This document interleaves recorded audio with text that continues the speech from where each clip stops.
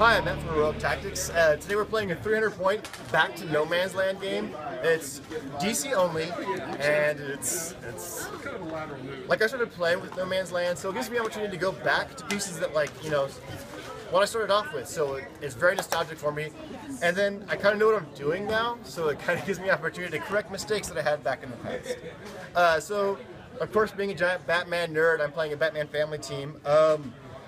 Like a key component of my team is, of course, the Teen Titans Robin, because at the beginning of my turn I can pick, he's got a special power, they'll let me pick Free Action, Smoke Cloud, or End Cap. So of course I'm picking Free Action, Smoke Cloud, because Batman family teams all have the Batman family team ability, which gives them all stealth. So of course I want as much Free Action Smoke Cloud as possible. So like he's pretty much the key to my team. It wouldn't be a Batman team if I didn't have a Batman. This is the super rare Batman, the one that theoretically comes with bats, but I didn't put bats on my team, because as soon as you put bats, you ain't getting no Batman family team. But yeah, I pulled him, I just never used him, I never had a chance to use him.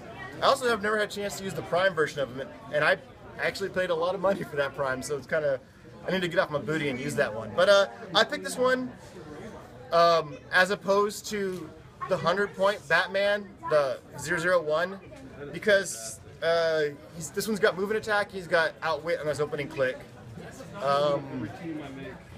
So I'm hoping that gives me a slight bit of advantage. That gives me an advantage that having that the 100-point wouldn't be able to provide.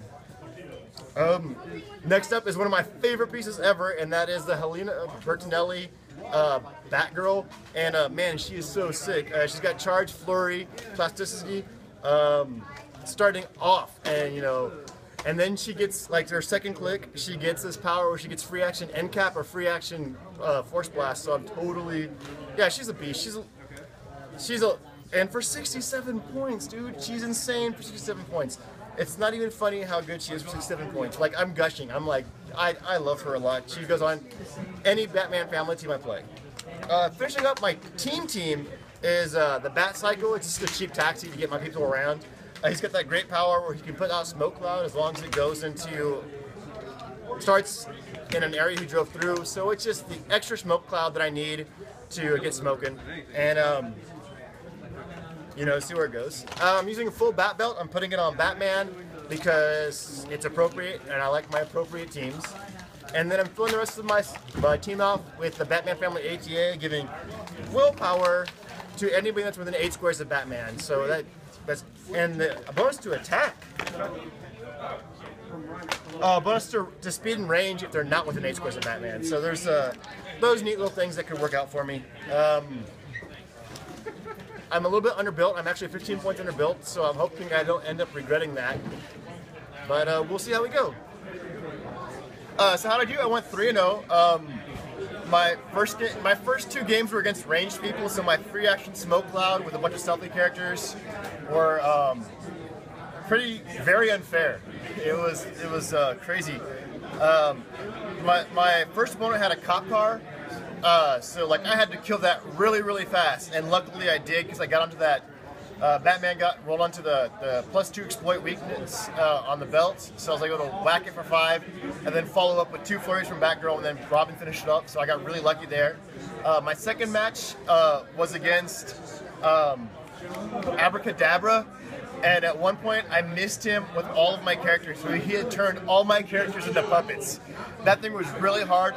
Luckily, I Bat Belted on the poison, and I was able to knock Abracadabra to a more manageable level. Oh, and it was fun because Batman used the radar monitor to steal Mystics, and then used the ability of the full ball to turn off Mystics.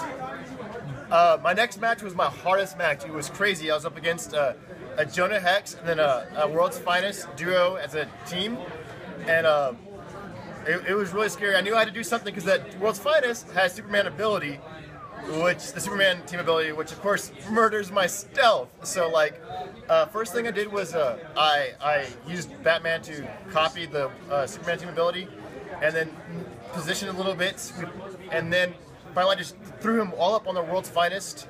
And I outwitted Hypersonic, and turned off her team abilities. And then I realized that she was on an object, so she technically had stealth. And I was like, oh no, so like my bad, and we just kept playing. And the next turn, I didn't do anything, but he was tokened up. And turn after that, I realized I took the Superman team ability, so I could have done that. So I didn't cheat, and then I turned off his powers, I outwitted his defensive powers, and I killed World's Finest, and then I had to chase Jonah Hex down, and that was insane. That Batman's ability to turn off team abilities and the ability to steal team abilities was very, very important to this game.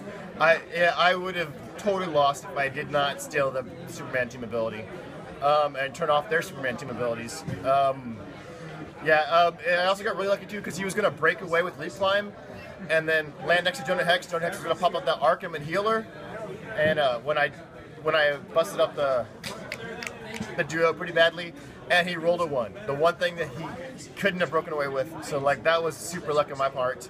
So I owe it all to luck and the Bat Belts. Oh man, it's been so long since I played the Bat Belt. I was like forgetting stupid stuff. It was crazy. But that's what I built for my 300 point You Must Be DC and Batman event. I'm eager to hear what changes you would have made to my team, or if you played in this event, what team would you have built? Thank you for watching. This has been Matt with Heroic Tactics.